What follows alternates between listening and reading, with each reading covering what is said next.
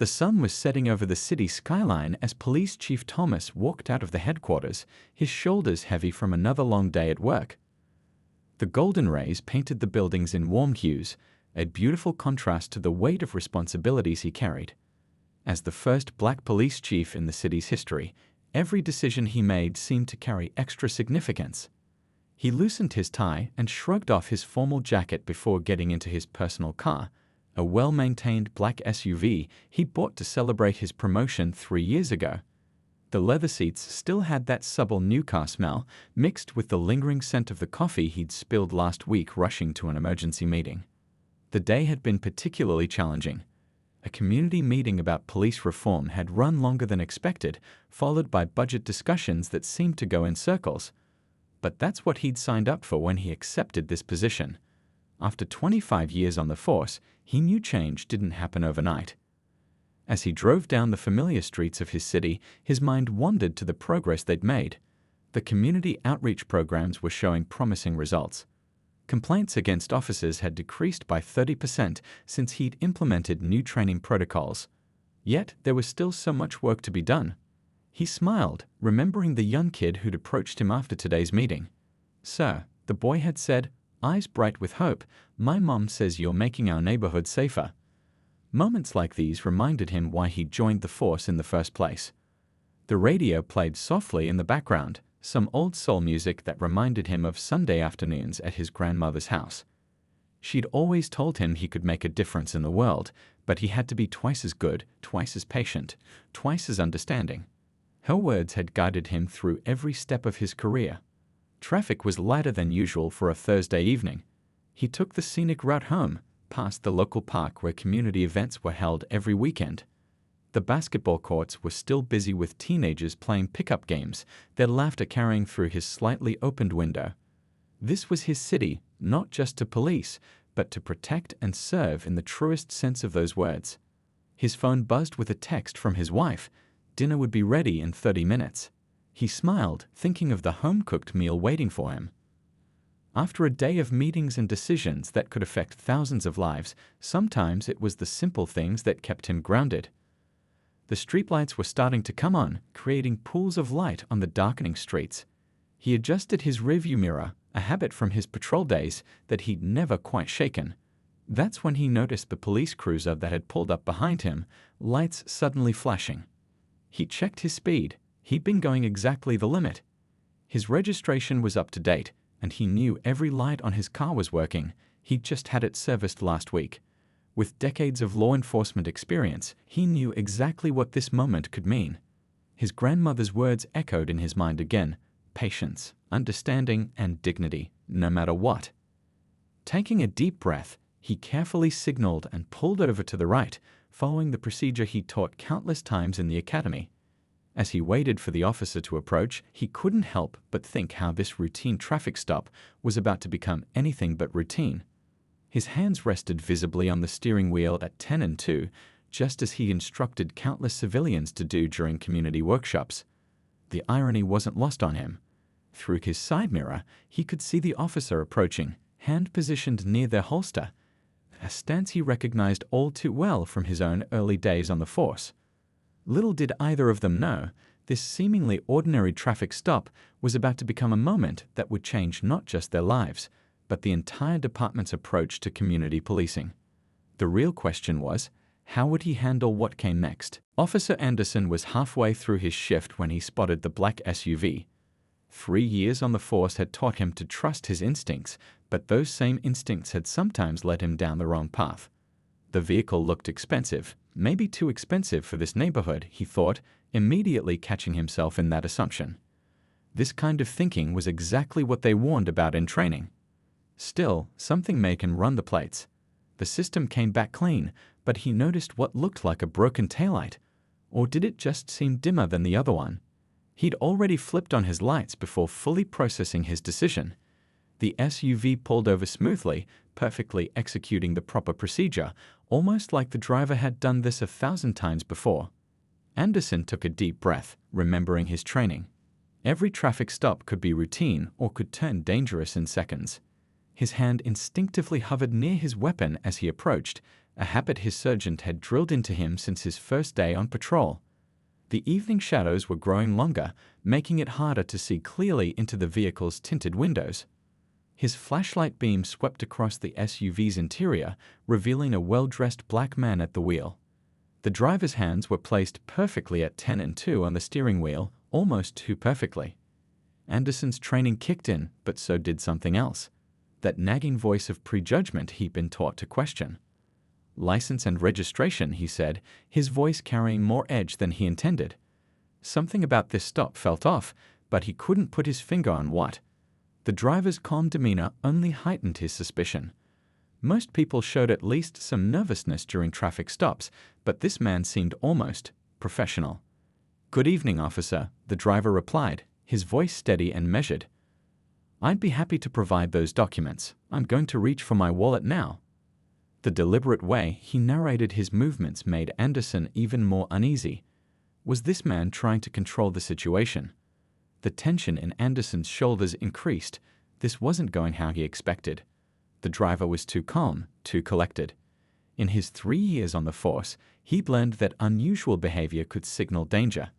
But wasn't that kind of thinking exactly what had gotten other officers into trouble? "Step out of the vehicle, sir," Anderson heard himself say, his voice harder than necessary. He hadn't planned to escalate the stop, but something about this situation had him on edge. Was it the expensive car? The driver's unusual composure? Or was it something else, something he didn't want to acknowledge? The driver's reflection in the side mirror showed no surprise at this request, just a slight tightening around the eyes. "Officer," the man began, still impossibly calm, "I want to comply with your request, but first I think there's something you should know." Anderson's radio crackled with static, making him jump slightly. The night had grown darker, and passing cars cast strange shadows across the scene. Each passing vehicle made him more aware of how exposed they were on this street. His training screamed at him to take control of the situation, but another voice, one that had grown stronger since those recent department seminars, told him to slow down and think. "Both hands where I can see them," Anderson insisted, his own hands trembling slightly. The driver hadn't moved, hadn't reached for anything, hadn't done anything threatening at all. So why was Anderson's heart racing? Why was sweat beading on his forehead despite the cool evening air? Another car passed by, its headlights illuminating the interior of the SUV more clearly. Something about the driver's face seemed familiar, but Anderson couldn't place it. He'd seen this man before, hadn't he? The realization was just out of reach, like a word on the tip of his tongue. "Officer Anderson," the driver said quietly, and the use of his name sent a jolt through him. How did this man know who he was? "I'm going to reach for my identification very slowly. What you're about to see might surprise you." The evening had started as a routine patrol, but Anderson was beginning to realize this traffic stop was about to become anything but routine. In the next few moments, everything he thought he knew about policing and himself would be challenged in ways he never expected. The tension in the air could have been cut with a knife. Red and blue lights from the patrol car painted the street in alternating colors, creating an almost surreal atmosphere. A few curious onlookers had started to slow down as they drove past, their faces illuminated briefly by the flashing lights before disappearing into the growing darkness. "I said step out of the vehicle," Officer Anderson repeated, his voice carrying a slight tremor that he hoped wasn't noticeable. Something about this stop had him rattled, though he couldn't quite explain why. The driver's calmness only made him more nervous. It felt almost like the man was following a script he'd rehearsed 1,000 times. "Officer," the driver began again, his voice steady and clear, "I'm the chief of police. If you'll allow me to reach for my identification." "Out of the vehicle. Now." Anderson cut him off, his hand tightening on his flashlight. A claim like that seemed impossible, yet something tugged at his memory. He'd seen this man somewhere before, hadn't he? In the station, maybe, but surely not as... The driver slowly unbuckled his seatbelt, movements deliberately measured. "I'm going to step out as requested," he narrated calmly, "but I want you to understand that escalating this situation unnecessarily could have serious consequences for both of us." A car drove by, honking its horn, making Anderson jump slightly. He keyed his radio with his free hand. "Dispatch, requesting backup at my location," His voice sounded foreign to his own ears, higher pitched than usual. The response crackled back immediately. "Copy that, unit en route." The driver was now standing beside his SUV, hands clearly visible at his sides. In the harsh glare of the patrol car's spotlights, his expensive suit and commanding presence seemed even more out of place. He stood perfectly still, but his eyes, those eyes seemed to look right through Anderson, reading every thought, every fear, every assumption that had led to this moment. "Young man," the driver said softly, using a tone that made Anderson feel like a rookie all over again, "I understand your training. I understand your caution. But right now, you're letting fear make your decisions. 25 years ago, I was standing exactly where you are, making the same assumptions you're making right now." Anderson's mouth went dry. 25 years on the force. Could this really be? But before he could process that thought, another patrol car pulled up, lights flashing. Officer Chen stepped out, hand on her holster, then froze mid-stride. Her eyes widened in recognition. "Chief," she called out, confusion clear in her voice. "Is everything okay here?" The world seemed to tilt sideways for Anderson. Chief. This was really the chief. His mind raced back through department meetings, through briefings, through ceremonies he'd attended. How had he not recognized? The realization hit him like a physical blow, and suddenly he felt sick to his stomach. The chief hadn't moved, hadn't changed his calm demeanor, but his next words carried the weight of decades of experience. "Officer Anderson, I think it's time we had a conversation about what just happened here. About what's still happening in our department, in our city, in our country. But first, I need you to take your hand off your weapon and really see me, not as a threat, not as a stereotype, but as a human being." More cars were slowing down now. Some had stopped completely, phones recording the scene. In the distance, another siren wailed. This moment would be all over social media by morning, Anderson realized. His career, his future, everything he'd worked for, it all hung in the balance of what happened next. The chief's voice cut through his panic. "Right now, you have a choice to make. You can either let this be the worst moment of your career, or you can let it be the moment that makes you a better officer. The choice is yours, but I'm willing to help you make the right one." Anderson's hand, still hovering near his weapon, began to shake. The weight of his assumptions, his training, his fears, it all came crashing down at once. In that moment, he had to decide, would he let his fear control him, or would he find the courage to face what this moment was really about? Time seemed to stand still on that dimly lit street.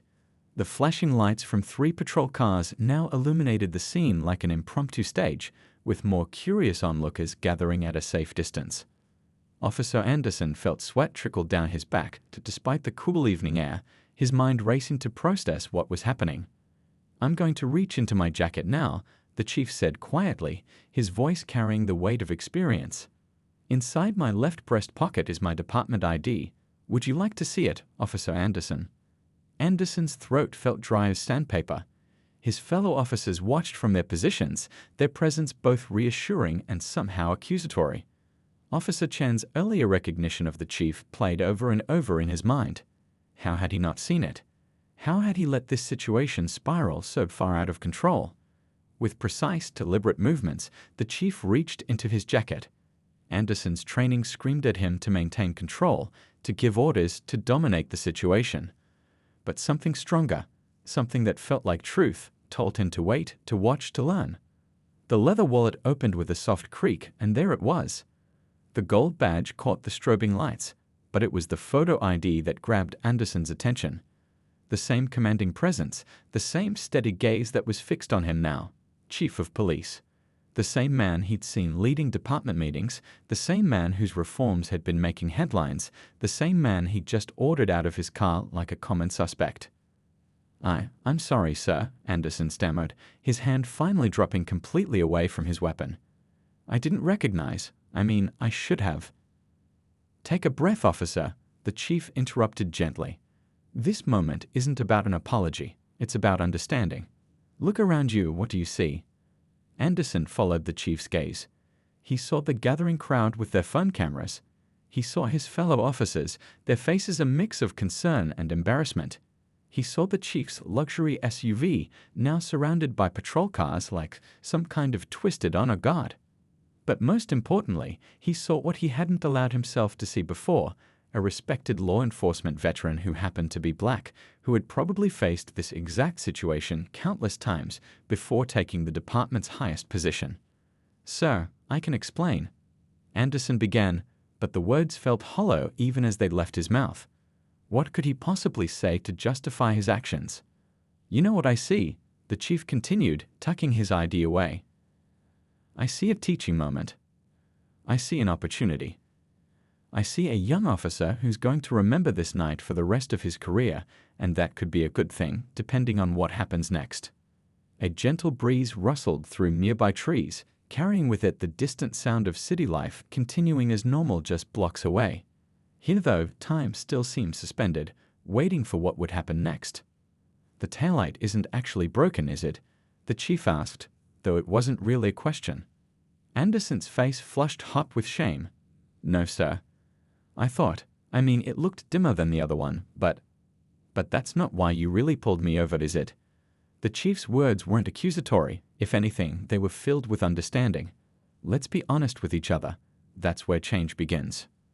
Officer Chen had moved closer, her radio quiet but ready. The growing crowd murmured in the background, their phones still recording every moment. Anderson realized with crystal clarity that this incident would be remembered, not just by him, but by everyone watching, everyone who would see the videos tomorrow, everyone who would hear the story passed around the department. "I made assumptions," Anderson admitted, his voice barely above a whisper. "I saw an expensive car in this neighborhood, and the words stuck in his throat, the truth of them too painful to voice fully." The chief nodded slowly, a lifetime of similar experiences evident in his eyes. "The question now, Officer Anderson, is what are you going to learn from this moment? Because right now, you have a choice to make. We can handle this officially, with all the paperwork and consequences that would entail. Or—" He paused, looking thoughtfully at the young officer before him. The same one who had shown promise in training, who had good marks for community interaction, who had never had a serious complaint filed against him. Until now. "Or," the chief continued, "you can get in my car, and we can have a real conversation about what just happened here. About why it happened. About how we make sure it doesn't happen again, not just with you, but with every officer on the force." The interior of the chief's SUV still held the lingering warmth from earlier in the day. Officer Anderson sat in the passenger seat, his uniform feeling unusually tight around his neck. The patrol car's lights had been turned off, though a small crowd still lingered at a distance, their curiosity not yet satisfied. "First thing," the chief said, adjusting his seat to face the young officer, "I want you to breathe. Really breathe. This isn't an interrogation." His voice carried no anger, just a steady patience that somehow made Anderson feel both better and worse at the same time. "I've been exactly where you are," the chief continued, his eyes focused on something distant, perhaps a memory. 15 years ago, I pulled over a city council member because his car looked too expensive for that neighborhood. Sound familiar?" Anderson stared at his hands, folded tightly in his lap. What happened then?" "He could have ended my career," the chief replied simply. "Instead, he taught me something I've never forgotten. He showed me my own blind spots, the ones I didn't even know I had. That's what I'm offering you now." Outside, Officer Chen was directing the remaining onlookers to disperse. The night had grown deeper, but streetlights provided enough illumination to see the concern on her face as she glanced toward the SUV. "Tell me what you saw when you first spotted my car," the chief prompted. "Be honest. This stays between us." Anderson swallowed hard. An expensive vehicle. In this neighborhood. It was, I thought. He paused, the words catching in his throat. "You thought it didn't belong," the chief finished for him. "Just like people used to think I didn't belong in certain places, even in uniform, especially in uniform." The air conditioning hummed softly, filling the silence between them. A police radio crackled from one of the nearby patrol cars, the familiar sounds somehow comforting in their normalcy. "You know what the hardest part of being a police officer is?" the chief asked, though he didn't wait for an answer. "It's not the long hours. It's not the danger. It's learning to see past our first impressions. Our training tells us to trust our instincts, but sometimes our instincts are shaped by things we don't want to acknowledge." Anderson felt his eyes burning. How do we fix that? By having conversations like this one, by being honest with ourselves, by understanding that every traffic stop, every interaction, every moment on duty is a chance to either reinforce old prejudices or break them down. The chief reached into his jacket again, but this time pulled out an old, worn photograph. It showed a much younger version of himself in his first police uniform, standing proud and straight-backed. When this picture was taken, I thought I knew everything about being a good cop. 25 years later, I'm still learning. The question is, are you willing to learn too? Anderson looked at the photo, then at the chief, seeing both the young officer full of hope and the seasoned leader he'd become. Yes, sir, I want to learn. I need to learn. Good, because here's something they don't teach you at the academy. Every mistake is a chance to become better, but only if you're willing to face it honestly. Right now, you're facing yours. That takes courage. A gentle rain had started to fall, droplets creating patterns on the windshield. The sound provided a soothing backdrop to their conversation, like nature itself was trying to wash away the tension of the earlier confrontation. You know what I see when I look at you, Officer Anderson? I see someone who could be a great cop. Not just good, great, but first, you need to understand something fundamental. The badge doesn't make us better than anyone else. It makes us more responsible to everyone else. The chief's words hung in the air, heavy with truth. Every person we stop is someone's father, mother, son, daughter. They have stories we don't know, lives we don't understand, and rights we're sworn to protect, including the right to drive their own car without being questioned just because of how they look or where they are. Anderson nodded slowly, really hearing the words, feeling their weight. I didn't realize I was. That's exactly the point, the chief said gently. Most of the time, we don't realize. We act on autopilot, following patterns we've absorbed without even knowing it. Breaking those patterns isn't easy, but it's necessary. Not just for you, not just for me, but for every person we serve. The next morning arrived with the buzz of news spreading through the police department. Officer Anderson sat at his desk, his coffee untouched, scrolling through social media. Videos of last night's incident had already gone viral, but not in the way he'd feared. Instead of outrage, many comments praised the chief's handling of the situation. Still, Anderson's stomach churned every time he saw himself in those videos, every time he watched his own biased assumptions play out in front of the world. Hey, Officer Chen said, pulling up a chair beside him. You okay? Her voice carried genuine concern rather than judgment. I don't know, Anderson replied honestly, closing the browser.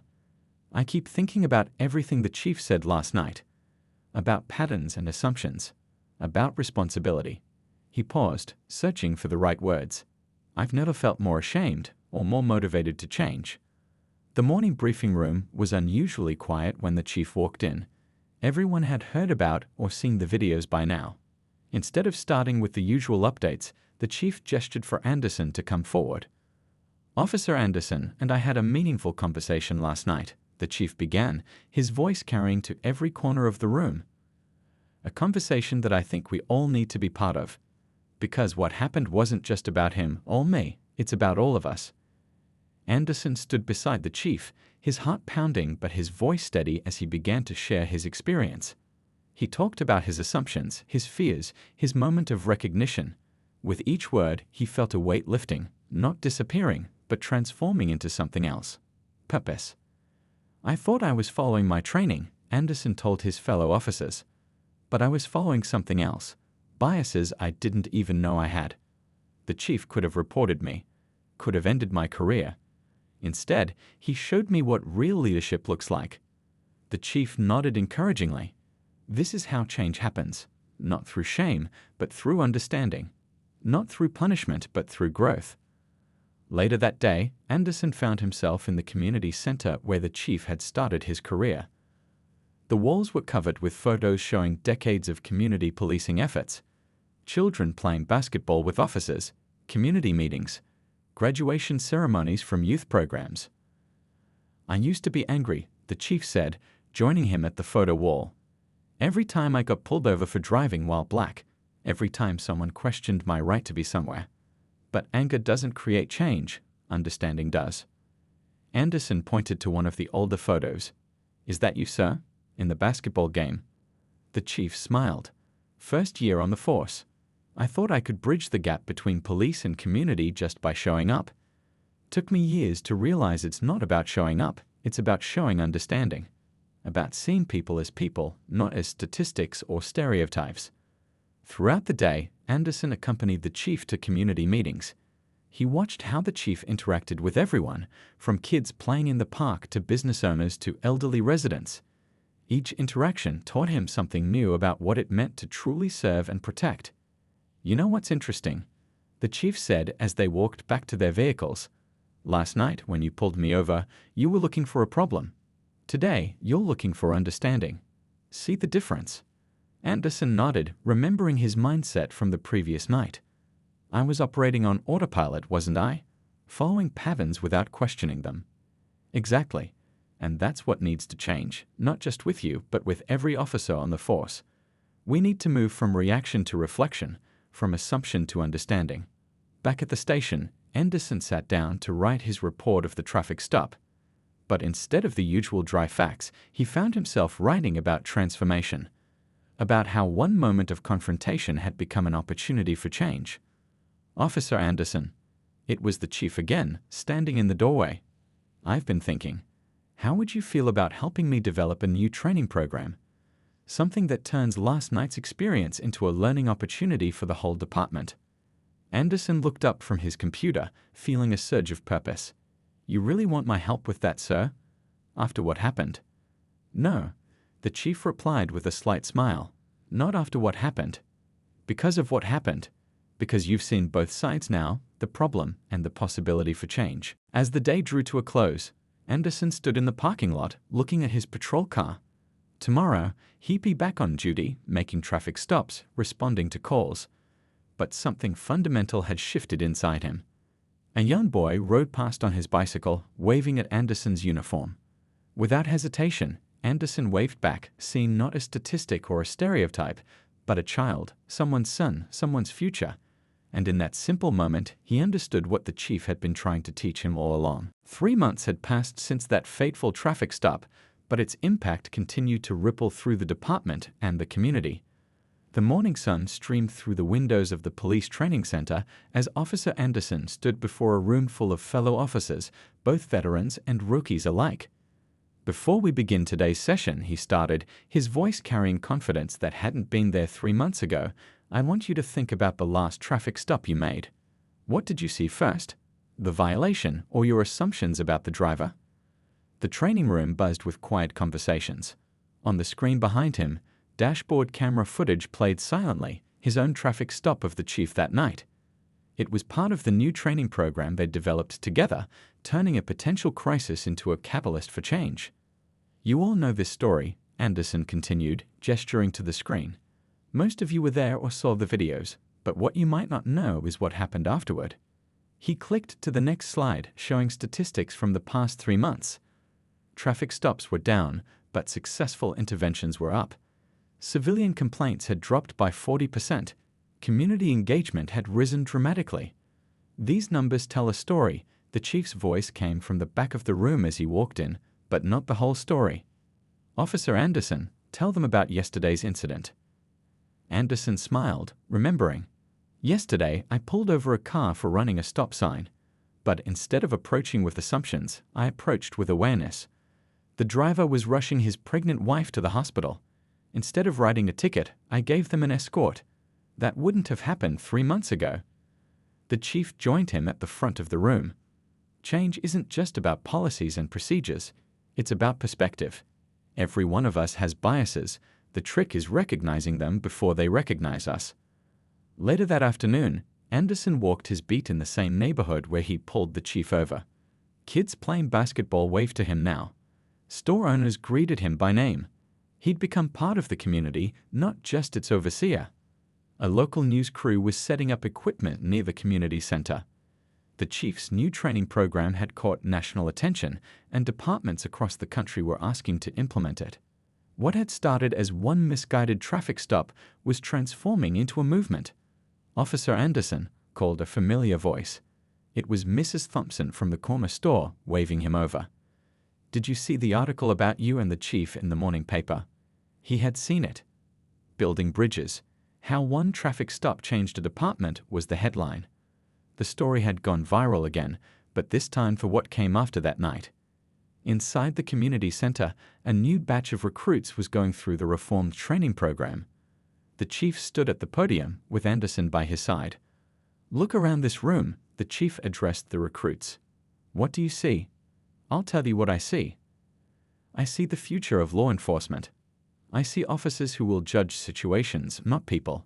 Who will serve their community, not just police it." Anderson watched the faces of the new recruits, remembering his own training days. How different would his career have been if he'd learned these lessons then? The day ended with a community meeting, something that had become a regular occurrence since the incident. Officers and residents sat together, sharing stories, concerns, and ideas. The walls between them were coming down, one conversation at a time. "You know what the best part is?" Officer Chen said as they left the meeting. "It doesn't feel forced anymore. This is just who we are now."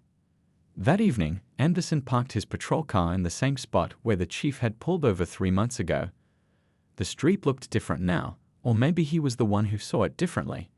His radio crackled with a call about a suspicious vehicle in the area. Anderson took a deep breath and smiled, thinking about how differently he would handle this compared to 3 months ago. "This is Officer Anderson," he responded to dispatch. "I'll check it out, and I'll check my assumptions at the door."